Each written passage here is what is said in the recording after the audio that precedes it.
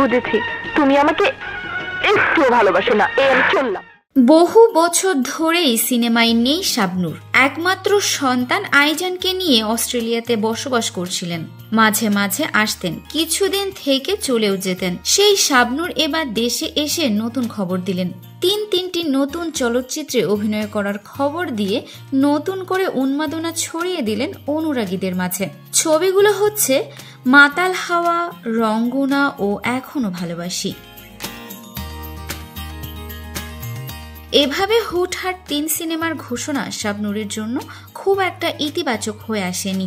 সিনেমাগুলোতে চুক্তিবদ্ধ হওয়ার পর অনেক সমালোচনাও এসেছে। পরিচালকদের অনেকেই মন্তব্য করেছেন, এভাবে শাবনূরের ফেরা ঠিক হয়নি। মেদ ঝরিয়ে ফিট হওয়ার পরই ফেরার দরকার ছিল।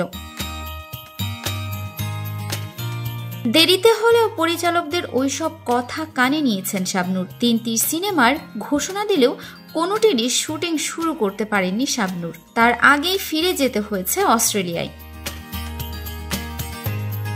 কোনো সিনেমার শুটিং না করেই শাবনূর অস্ট্রেলিয়ায় ফিরে গিয়েছেন। সংশ্লিষ্ট অনেকেই জানিয়েছেন, কমপক্ষে 15 কেজি ওজন কমাতে পারলেই চলচ্চিত্রগুলোর চরিত্রের উপযোগী হয়ে উঠবেন তিনি। তাই ফিট হতেই ফিরে গিয়েছেন শাবনূর। কিন্তু এবার চলে যাওয়ার পর ফের কবে আবার ফিরবেন সেটা অজানা। শাবনূরের ঘনিষ্ঠ একজন গণমাধ্যমকে বলেন, শাবনূরের অস্ট্রেলিয়া যাওয়ার কারণ নিজেকে ফিট করা। ওজন কমিয়ে ফিট হয়ে তবেই ফিরবেন। ফিরেই তারপর শুটিং শুরু করবেন। গত বছরের শেষের দিকে শোনা গিয়েছিল মার্চে একটি ছবির শুটিং শুরু হবে।